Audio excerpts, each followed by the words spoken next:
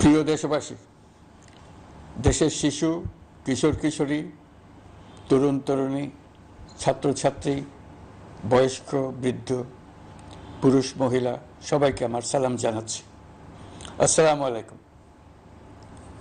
বক্তব্যের শুরুতে আমি গভীর শ্রদ্ধা জানাচ্ছি জুলাই আগস্ট মাসে ফ্যাসিবাদের বিরুদ্ধে ছাত্র শ্রমিক জনতার অভ্যুত্থানে নিহত সকল শহীদের প্রতি। আমি আরও স্মরণ করছি তাদের যারা ফ্যাসিবাদী শক্তির প্রাণঘাতী অস্ত্রের সামনে হিমালয়ের মতো দাঁড়িয়ে অন্যায়ের প্রতিবাদ করে মৃত্যুকে আলিঙ্গন করেছে, আহত হয়েছে, পঙ্গুত্ব বরণ করেছে, হারিয়েছে তাদের চোখের দৃষ্টি। সেই সব বীরদের স্মরণ করছি যারা মিথ্যাচার, লুটপাট, স্বৈরতন্ত্রের বিরুদ্ধে এক দফা দাবি নিয়ে দাঁড়িয়েছিল। কৃতজ্ঞতা চিত্তে স্মরণ করছি আপনাদের ভাই বোনদের, আপনাদের সন্তানদের যারা এই বিপ্লবে অংশগ্রহণ করেছিল। প্রিয় দেশবাসী, আমি আগেও জানিয়েছি, আবারও জানাচ্ছি, গণ অভ্যুত্থানে সকল শহীদের পরিবারকে পুনর্বাসন করা হবে। সকল আহত শিক্ষার্থী, শ্রমিক জনতার চিকিৎসার সম্পূর্ণ ব্যয় সরকার বহন করবে। আহতদের দীর্ঘমেয়াদী এবং ব্যয়বহুল চিকিৎসা এবং শহীদদের পরিবারের দেখাশোনার জন্য স্বাস্থ্য মন্ত্রণালয়ের নেতৃত্বে একটি পূর্ণাঙ্গ তালিকা প্রস্তুত করা হয়েছে। এখন এই নতুন তথ্য পাওয়ার ভিত্তিতে এই তালিকা হালনাগাদ করা হতে থাকবে। গণ অভ্যুত্থানের শহীদদের স্মৃতি ধরে রাখতে সরকার তার যাত্রা লগ্নে জুলাই গণহত্যা স্মৃতি ফাউন্ডেশন নামে একটি ফাউন্ডেশন প্রতিষ্ঠার উদ্যোগ নেয়। এখন সেই ফাউন্ডেশন তৈরি হয়েছে। সকল শহীদ পরিবার এবং আহতদের সর্বোত্তম চিকিৎসা সহ তাদের পরিবারের সম্পূর্ণ দায়িত্ব এই ফাউন্ডেশন গ্রহণ করছে। এই ফাউন্ডেশনে দান করার জন্য দেশের সকল মানুষ এবং বিদেশে অবস্থানরত বাংলাদেশিদের আমরা আহ্বান জানাচ্ছি।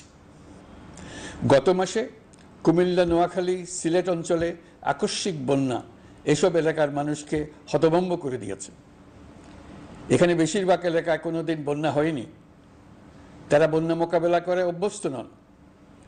দেশপ্রেমিক সশস্ত্র বাহিনী তাৎক্ষণিকভাবে বন্যা আক্রান্ত সবাইকে রক্ষার জন্য এগিয়ে আসে। সেনা, নৌ এবং বিমান বাহিনী পরস্পরের সঙ্গে সমন্বয় করে একযোগে কাজে নেমে পড়ার ফলে মানুষের দুর্ভোগ কম হয়েছে।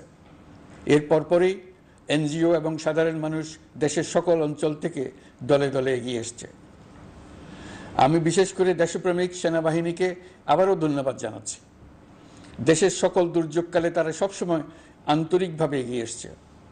বিশেষ করে বন্যা ও শান্তি শৃঙ্খলা রক্ষার কাজে তাদের সৈনিক এবং অফিসাররা দিনের পর দিন যেভাবে দায়িত্ব পালন করেছে তার কোনো তুলনা হয় না। জনজীবনে স্বস্তি ও আত্মবিশ্বাস প্রতিষ্ঠায় তাদের ভূমিকা অনন্য। বাংলাদেশ সশস্ত্র বাহিনীর সকল সদস্যকে আমি ধন্যবাদ জানাই তাদের সততা, ত্যাগ ও অসীম দেশপ্রেমের জন্য।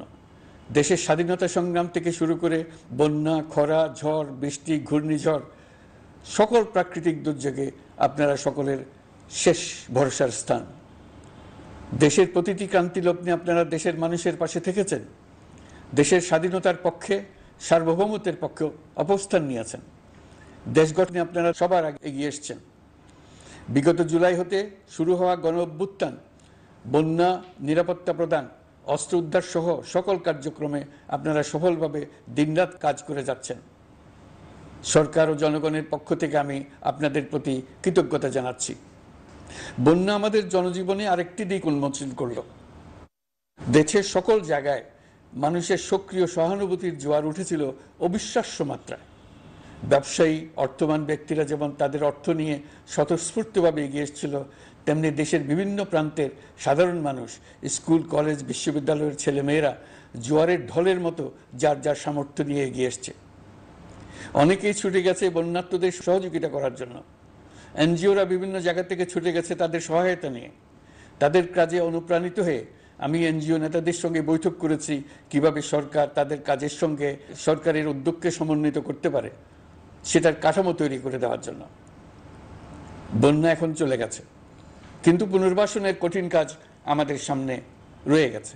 সকলের সহযোগিতায় আমরা পুনর্বাসনের কাজটি সফলভাবে সমাধান করতে চাই। আইন শৃঙ্খলা পরিস্থিতির উন্নতির জন্য আমরা দিনরাত পরিশ্রম করে যাচ্ছি। যে সমস্ত ভাই বোনেরা তাদের গত 16 বছরের বেদনা জানিয়ে তার প্রতিকার পাওয়ার জন্য আমার অফিস এবং সচিবালয়ের অফিস সমূহের সামনে প্রতিদিন ঘেরাও কর্মসূচি দিয়ে আমাদের কাজকর্ম ব্যাহত করছিলেন, তারা আমার আহ্বানে সাড়া দিয়ে ঘেরাও কর্মসূচির থেকে বিরত হয়েছেন বটে, তবে অন্যত্র আবার তারা তাদের কর্মসূচি দিয়ে যাতায়াতে ব্যাঘাত সৃষ্টি করছেন। আমি কথা দিচ্ছি, আপনাদের ন্যায্য আবেদনের কথা আমরা ভুলে যাব না। আমরা সকল অন্যায়ের প্রতিকারের জন্য প্রতিশ্রুতিবদ্ধ। আমরা আমাদের দায়িত্বকালে যথাসম্ভব সব সমস্যার সমাধানের চেষ্টা করব। আমি আবারও অনুরোধ করছি, আপনারা যাতায়াতে ব্যাঘাত সৃষ্টি থেকে বিরত থাকুন। জাতি আপনাদের প্রতি কৃতজ্ঞ থাকবে। তৈরি পোশাক, ওষুধ শিল্প, এইসব এলাকায় শ্রমিক ভাই বোনেরা তাদের অভিযোগ জানানোর জন্য ক্রমাগতভাবে এই শিল্পের কার্যক্রম পরিচালনা বন্ধ রাখতে বাধ্য করছেন। এটা আমাদের অর্থনীতিতে যে নেতিবাচক প্রভাব ফেলবে সেটা মোটেই কাম্য নয়। এমনিতেই ছাত্র শ্রমিক জনতার বিপ্লবের পর যে অর্থনীতি আমরা পেয়েছি সেটা নিয়ম নীতিবিহীন দ্রুত ক্ষীয়মান একটা অর্থনীতি। প্রাতিষ্ঠানিক কাঠামো প্রায় ধ্বংসপ্রাপ্ত। বৈদেশিক মুদ্রার রিজার্ভ তলানিতে গিয়ে ঠেকেছে। আমরা এই অর্থনীতিতে প্রাণ সঞ্চারের চেষ্টা করছি, আমাদের উদ্যোগে সাড়াও পাচ্ছি। ঠিক এই সময়ে আমাদের শিল্প কারখানাগুলো বন্ধ হয়ে যাক, অকার্যকর হয়ে যাক, এটা আমাদের অর্থনীতিতে বিরাট আঘাত পড়বে। সেটা কিছুতেই আমাদের কাম্য হতে পারে না। শ্রমিক ভাই বোনদের অনেক দুঃখ আছে, কিন্তু সেই দুঃখ প্রকাশ করতে গিয়ে আপনাদের মূল জীবিকা বন্ধ হওয়ার উপক্রম হলে সেটা ঠিক হবে না। দেশের অর্থনীতি ধ্বংসপ্রাপ্ত হলে সেটা ঠিক হবে না। শ্রমিক মালিক উভয়ের পক্ষে আলোচনা করে এসব সমস্যার সমাধান আমরা অবশ্যই বের করব। আপনারা কারখানা খোলা রাখুন, অর্থনীতির চাকা সচল রাখুন, দেশের অর্থনীতিকে সোজা হয়ে দাঁড়াতে দিন। আমরা আপনাদের সমস্যার স্থায়ী সমাধান বের করার জন্য সর্বশক্তি প্রয়োগ করব। মালিক পক্ষের কাছে আমাদের আবেদন, আপনারা শ্রমিকদের সঙ্গে বোঝাপড়া করুন, কারখানা সচল রাখুন, অর্থনীতির দুর্বল স্বাস্থ্যকে সবল করে তুলুন। ওষুধ শিল্প এবং তৈরি পোশাক শিল্প দেশের গৌরব। এর মাধ্যমে আমাদের শ্রমিক ভাই বোনেরা তাদের কর্মকুশলতা বিশ্বকে মুগ্ধ করেছে। এর সাফল্য এখন থমকে আছে। আমরা এই দুই শিল্পকে তাদের সম্ভাব্য শীর্ষে নিয়ে যেতে চাই। দুর্বল করার তো প্রশ্নই ওঠে না। এই দুই শিল্পের কোথায় কোথায় বাধা আছে, সমস্যা আছে, সেগুলো চিহ্নিত করে তাকে বাধামুক্ত করতে চাই। আমরা বিদেশি ক্রেতাদের একত্রিত করে তাদের সহযোগিতা চাইব, যেন বাংলাদেশের এই শিল্প দুটি বিশ্বের অন্যান্য দেশের চাইতে বেশি আস্থাযোগ্য হয়ে গড়ে উঠতে পারে। সব কিছুই সম্ভব যদি আমরা শ্রমিক মালিক সম্পর্কটা একটা নির্ভরযোগ্য, আনন্দদায়ক করে গড়ে তুলতে পারি। আমাদের সরকারের প্রথম মাস কাটল, দ্বিতীয় মাস থেকে আমরা নতুন বাংলাদেশ গড়ার ভিত্তি হিসেবে নতুন শ্রমিক মালিক সম্পর্কের সূচনা করতে চাই। এটা দেশের সবার কাম্য। দেশের নতুন প্রজন্ম নির্ভয়ে যেন তাদের ভবিষ্যৎ নিয়ে এগিয়ে যেতে পারে, আমরা সেই লক্ষ্যে কাজ করছি। আমাদের দায়িত্ব অনেক। ন্যায়ভিত্তিক একটা সমাজ গড়ে তোলার জন্য একসাথে অনেকগুলো কাজ আমাদের হাত দিতে হবে। 1 জুলাই থেকে 5 আগস্ট পর্যন্ত ছাত্র জনতার গণ আন্দোলনকে দমন করতে যেসব ফৌজদারি মামলা দায়ের করা হয়েছিল, এর মধ্যে হত্যা মামলা ছাড়া বাকি প্রায় সকল মামলা প্রত্যাহার করা হয়েছে। এইসব মামলায় গ্রেফতারকৃত সকলে মুক্তি পেয়েছে। দায়িত্ব গ্রহণের শুরুতেই অন্তর্বর্তীকালীন সরকার বিচার বিভাগের বড় সংস্কারের কাজে হাত দিয়েছে। যোগ্যতম ব্যক্তিকে প্রধান বিচারপতি নিয়োগ দেওয়াতে মানুষের মনে নতুন আশার সঞ্চার হয়েছে। আপিল বিভাগের বিচারপতি নিয়োগ, অ্যাটর্নি জেনারেল নিয়োগ এবং অন্যান্য নিয়োগগুলি অতি গুরুত্বপূর্ণ নিয়োগ, যেগুলো সবকটাই সম্পন্ন হয়েছে। সন্ত্রাস দমন আইন ও ডিজিটাল সাইবার নিরাপত্তা আইনে দায়েরকৃত মিথ্যা হয়রানিমূলক মামলাগুলো প্রত্যাহার করা হচ্ছে। সাইবার নিরাপত্তা আইন সহ বাংলাদেশে বিদ্যমান সকল কালো আইনের তালিকা করা হয়েছে। অতি সত্বর এই সকল কালো আইন বাতিল ও প্রযোজ্য ক্ষেত্রে সংশোধন করা হবে। সাংবাদিক সাগর রনি হত্যাকাণ্ড সহ বহুল আলোচিত 5টি হত্যাকাণ্ডের তদন্ত ও বিচার অগ্রাধিকার ভিত্তিতে ও দ্রুততম সময়ে নিষ্পত্তির জন্য সহায়তা প্রদান করা হচ্ছে। সম্প্রতি আমরা বলপূর্বক গুম থেকে সকল ব্যক্তির সুরক্ষার জন্য আন্তর্জাতিক কনভেনশনের সনদে স্বাক্ষর করেছি। ফলে স্বৈরাচার দ্বারা প্রতিষ্ঠিত গুম সংস্কৃতির সমাপ্তি ঘটানোর জন্য আন্তর্জাতিকভাবে আমরা প্রতিজ্ঞাবদ্ধ হলাম। এছাড়া আমরা ফেসিবাদ শাসনের 15 বছরে গুমের প্রতিটি ঘটনা তদন্ত করার জন্য পৃথক একটা কমিশন গঠন করছি। যেসব পরিবার তাদের নিখোঁজ পিতা, স্বামী, পুত্র এবং ভাইদের পাওয়ার জন্য বছরের পর বছর যন্ত্রণার সাথে অপেক্ষা করছেন, আমরা আপনাদের বেদনায় সমব্যথী। আয়নাঘরগুলো বন্ধ করে দেওয়া হয়েছে এবং সেই সাথে বের হয়ে আসছে ফ্যাসিস্ট হাসিনা সরকারের গুমের শিকার ভাই বোনদের কষ্ট ও যন্ত্রণা গাথা। আমাদের তরুণ প্রজন্মের ভবিষ্যৎ যেন উজ্জ্বল হয়, সেটা নিশ্চিত করতে শিক্ষা ব্যবস্থার দিকে আমাদের পূর্ণ নজর রয়েছে। ইতিমধ্যে প্রথম শ্রেণী থেকে দ্বাদশ শ্রেণী পর্যন্ত বর্তমানের ত্রুটিপূর্ণ শিক্ষা পরিবর্তন করা হয়েছে। সংশোধন ও পরিমার্জনের কাজ শেষ পর্যায়ে আছে। এই সংস্কারের কাজ অব্যাহত থাকবে।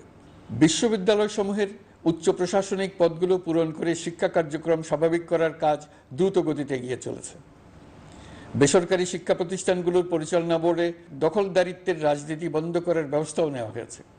আপনারা নিশ্চয় লক্ষ্য করেছেন, আমাদের প্রথম মাসে দেশের প্রায় সকল বিশ্ববিদ্যালয়ের উপাচার্য এবং উপাচার্য মহোদয়গণ পদত্যাগ করেছেন। উচ্চশিক্ষার ক্ষেত্রে এটা বিরাট শূন্যতার সৃষ্টি করেছে। প্রথম মাসে আমরা ক্রমাগতভাবে প্রতিটি বিশ্ববিদ্যালয়ে সবার কাছে গ্রহণযোগ্য এমন উপাচার্য এবং উপাচার্য নিয়োগ দেওয়ার কাজ শুরু করেছে। এর ফলে সকল সরকারি এবং বেসরকারি বিশ্ববিদ্যালয়গুলোতে নতুন উদ্যমে কাজ শুরু করার পরিবেশ সৃষ্টি হয়েছে। সংবাদ মাধ্যম ও মত প্রকাশের পূর্ণ স্বাধীনতা ইতিমধ্যে নিশ্চিত করা হয়েছে। আমরা সবাইকে বলে দিয়েছি, আপনারা মন খুলে আমাদের সমালোচনা করুন, আমরা সবার মতামতের প্রতি শ্রদ্ধাশীল। মিডিয়া যাতে কোনো রকম বাধা বিপত্তি ছাড়া নির্বিঘ্নে তাদের কাজ করতে পারে, সেজন্য একটা মিডিয়া কমিশন গঠন করা সরকারের সক্রিয় বিবেচনাধীন। আরও যেসব কমিশন সরকার সহ অন্য সবাইকে জবাবদিহিতার আওতায় আনতে পারে, আমরা তাদের পুনর্গঠন ও সংস্কারের উদ্যোগ নিয়েছি, যাতে তারা আরও শক্তিশালী হয়, জনকল্যাণে কাজ করে। দায়িত্ব গ্রহণের পর বিভিন্ন দেশের সরকার প্রধান টেলিফোনে এবং শুভেচ্ছা বার্তা পাঠিয়ে আমাকে অভিনন্দন জানিয়েছেন। বিভিন্ন দেশের রাষ্ট্রদূত এবং হাই কমিশনার বৃন্দ আমার সাথে সাক্ষাৎ করে দ্বিপাক্ষিক সহযোগিতা বৃদ্ধির আশ্বাস দিয়েছেন। আমার অনুরোধে সংযুক্ত আরব আমিরাতের 57 জন বাংলাদেশি যারা ফেসিবাদ বিরোধী বিক্ষোভে অংশগ্রহণ করা বিভিন্ন মেয়াদে কারাদণ্ডে দণ্ডিত হয়েছিলেন, তাদের সাধারণ ক্ষমা ঘোষণা করেছেন সে দেশের সরকার। ইতিমধ্যে তাদের কয়েকজন দেশে ফিরে এসেছেন। এই ক্ষমা প্রদর্শন ছিল অতি বিরল একটি ঘটনা। এই জন্য আমি সংযুক্ত আরব আমিরাতের রাষ্ট্রপতি শেখ মোহাম্মদ বিন জায়েদ আল নাহিয়ানকে ধন্যবাদ ও কৃতজ্ঞতা জানিয়েছি আপনাদের সবার পক্ষ থেকে। যে সমস্ত সরকার প্রধানের সঙ্গে আমার টেলিফোনে যোগাযোগ হয়েছে, তাদের মধ্যে রয়েছেন ভারতের প্রধানমন্ত্রী নরেন্দ্র মোদী, পাকিস্তানের প্রধানমন্ত্রী শাহবাজ শরীফ।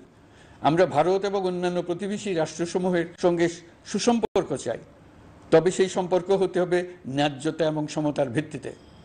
ভারতের সাথে আমরা ইতিমধ্যে বন্যা মোকাবেলায় উচ্চ দ্বিপাক্ষিক সহযোগিতা শুরু করি।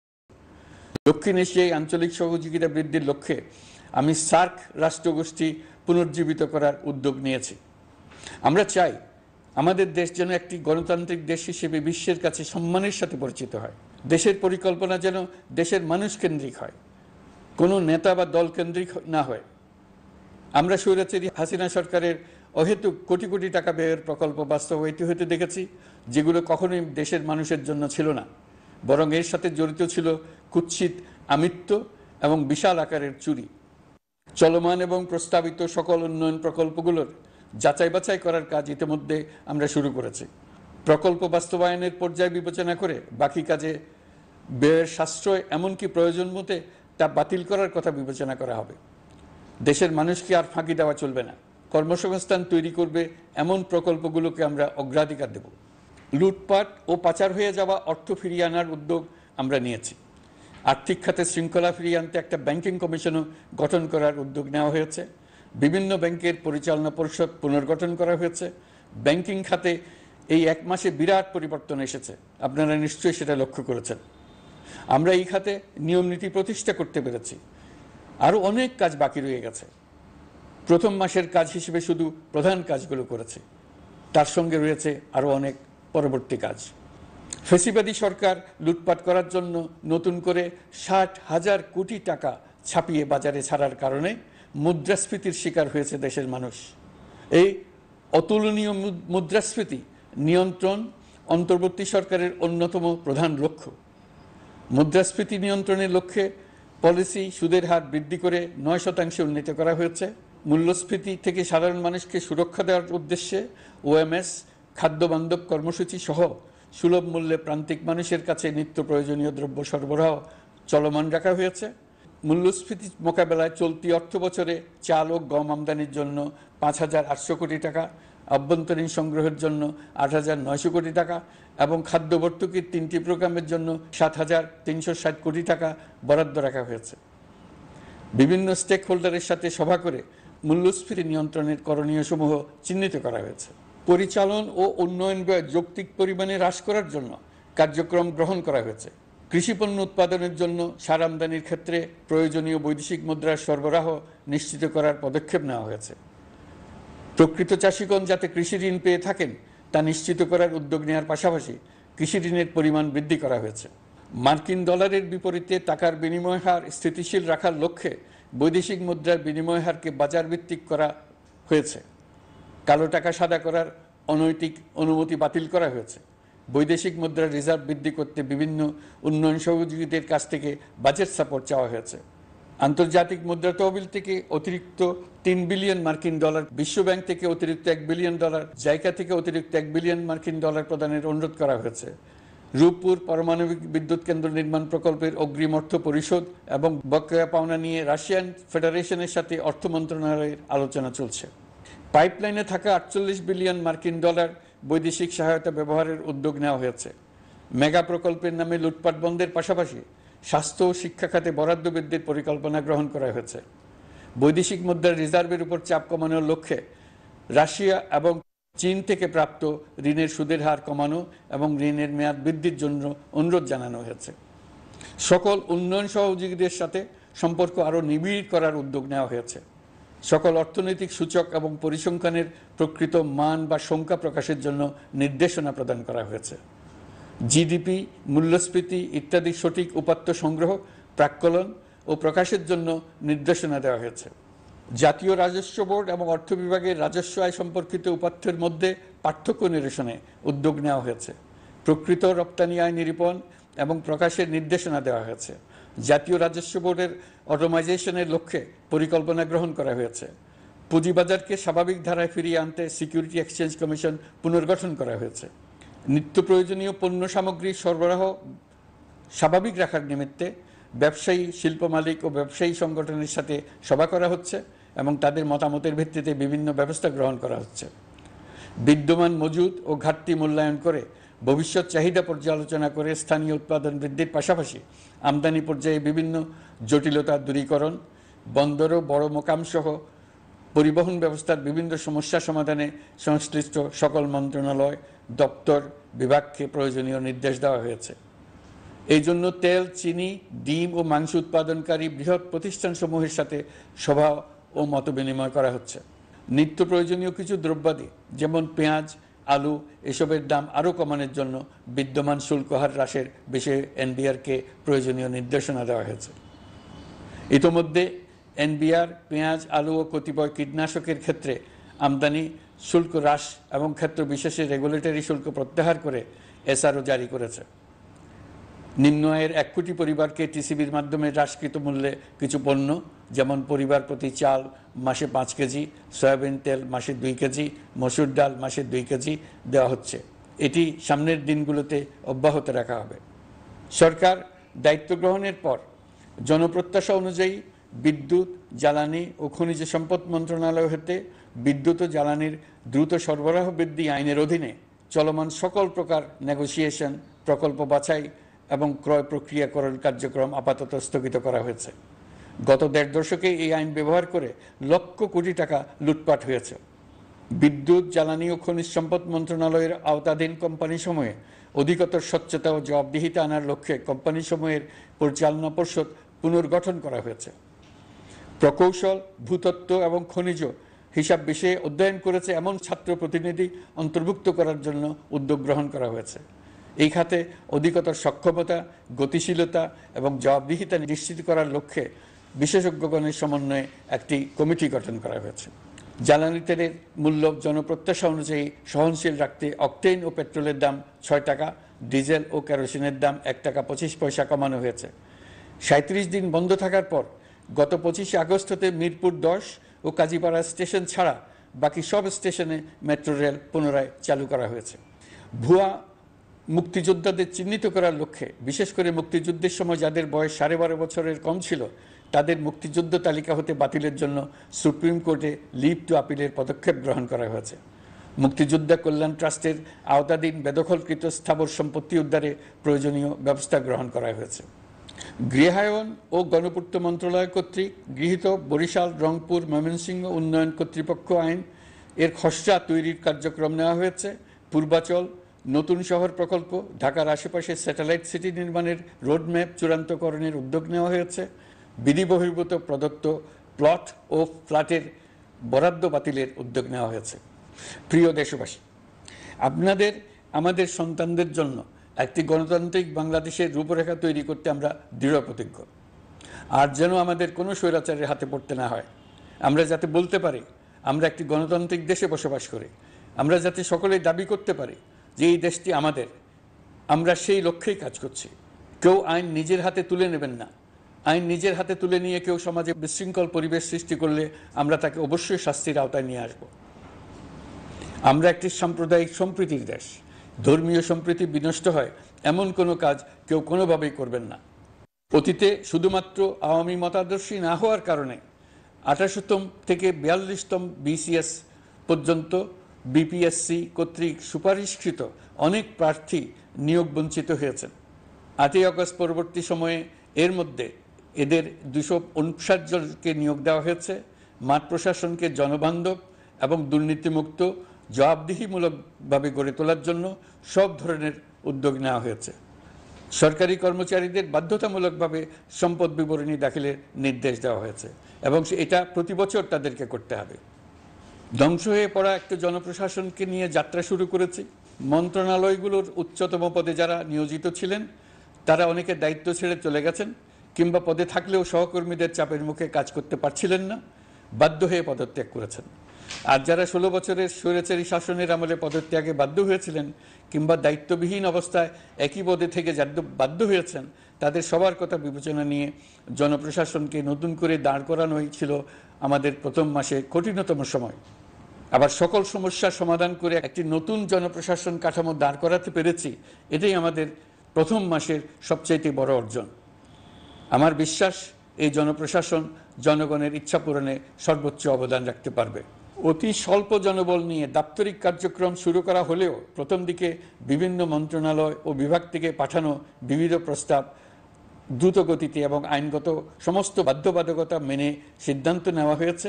গত 1 মাসে বিভিন্ন মন্ত্রণালয় ও বিভাগ 198টি অতি গুরুত্বপূর্ণ বিষয়ে সিদ্ধান্ত নিয়েছে। জনপ্রশাসনের 135 জন অতিরিক্ত সচিব, 227 জন যুগ্ম সচিব এবং 120 জন উপসচিবকে পদোন্নতি প্রদান করা হয়েছে। 59টি জেলার জেলা প্রশাসককে প্রত্যাহার করা হয়েছে এবং নতুন 59 জন জেলা প্রশাসককে নিয়োগ দেওয়া হয়েছে। 67 জন কর্মকর্তার চুক্তিভিত্তিক নিয়োগ বাতিল করা হয়েছে। 10 জন যুগ্ম সচিব, 8 জন অতিরিক্ত সচিব, 6 জন সচিবকে ওএসডি করা হয়েছে। বাংলাদেশ পুলিশের 80 জন ডিআইজি, 30 জন পুলিশ সুপার সহ 110 জনকে পদোন্নতি প্রদান করা হয়েছে। 1 জন ডিআইজি, 1 জন এডিশনাল ডিআইজি, 4 জন পুলিশ সুপারকে চাকরিতে পুনর্বহাল করা হয়েছে। আইজিপি সহ 10 জন অতিরিক্ত আইজি, 88 জন ডিআইজি, 21 জন এডিশনাল ডিআইজি, 177 জন পুলিশ সুপার সহ মোট 297 জন কর্মকর্তাকে বদলি করা হয়েছে। ছাত্র শ্রমিক জনতার বিপ্লবের মূল লক্ষ্য ছিল গণভবন। এটা ছিল স্বৈরাচারের কেন্দ্রবিন্দু। এই সরকার বিপ্লবের প্রতি সম্মান দেখিয়ে গণভবনকে বিপ্লবের জাদুঘর হিসেবে ঘোষণা দিয়েছে। ছাত্র জনতার ক্ষোভকে স্থায়ীভাবে তুলে ধরার জন্য গণভবনের আর কোনো সংস্কার করা হবে না। ছাত্র জনতার ক্ষোভের মুখে তা যে অবস্থায় দাঁড়িয়েছিল সেই অবস্থায় তাকে রাখা হবে। যেসব মূল্যবান সামগ্রী জনতা নিয়ে গিয়েছিল সেগুলো অনেক ফেরত দিয়ে গেছেন। যারা নিয়ে গিয়েছেন তারা নিজেরাই ফেরত দিয়ে গেছেন। তাদের আমরা দেশবাসীর পক্ষ থেকে ধন্যবাদ জানাচ্ছি। আরও কিছু জিনিস পাওয়া যায়নি, যারা নিয়ে গেছেন তাদের কাছে আমাদের অনুরোধ থাকবে তারা যেন এইসব সামগ্রী ফেরত দিয়ে যান।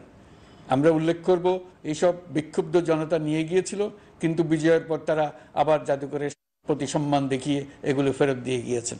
আমরা নতুন বাংলাদেশকে একটা পরিবেশ বান্ধব এবং জীববৈচিত্র্যময় দেশ হিসেবে গড়ে তোলার উদ্যোগ নিয়েছি। এটি তরুণদের আকাঙ্ক্ষা, আমাদের সবারই আকাঙ্ক্ষা।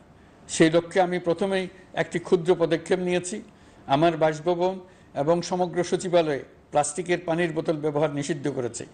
ইতিমধ্যে সুপার শপগুলোতে পলিথিনের শপিং ব্যাগ ব্যবহার বন্ধ করার উদ্যোগ নেওয়া হয়েছে। গত কয়েক দশকে যে পরিমাণ নদী দূষণ হয়েছে, আমরা তা বন্ধ করার উদ্যোগ নিয়েছি। আমরা সংস্কার চাই। আমাদের একান্ত অনুরোধ, আমাদের উপর যে সংস্কারের গুরু দায়িত্ব দিয়েছেন, সেই দায়িত্ব দিয়ে আপনারা দর্শকের গ্যালারিতে চলে যাবেন না।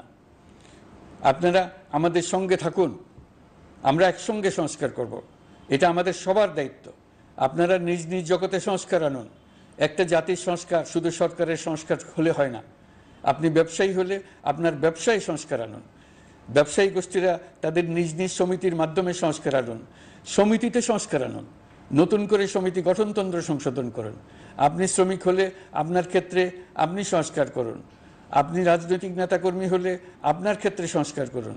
আপনি প্রতিষ্ঠান প্রধান হলে আপনার প্রতিষ্ঠানে সংস্কার আনুন। আমি এটাকে সুযোগ হিসেবে গ্রহণ করার জন্য সবাইকে আহ্বান জানাচ্ছি। এই সংস্কারের মাধ্যমে আমরা জাতি হিসেবে নতুনভাবে যাত্রা শুরু করতে চাই। আমাদের এই যাত্রা আমাদেরকে পৃথিবীর একটা সম্মানিত জাতি হিসেবে প্রতিষ্ঠিত করুক, এটাই আমাদের সবার কাম্য, এটাই আমাদের সবার লক্ষ্য। গত এক মাসে আমি বেশ কিছু রাজনৈতিক দলের সঙ্গে পৃথকভাবে বসছি, তাদের সঙ্গে মতামত বিনিময় করেছি।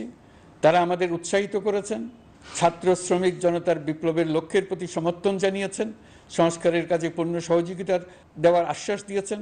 আমি দেশের বিশিষ্ট সম্পাদক বৃন্দের সঙ্গে মত বিনিময় করেছি, তারাও সংস্কারের কাজে পূর্ণ সহযোগিতা দেওয়ার আশ্বাস দিয়েছেন। তারা বিভিন্ন বিষয়ে মূল্যবান পরামর্শ দিয়েছেন।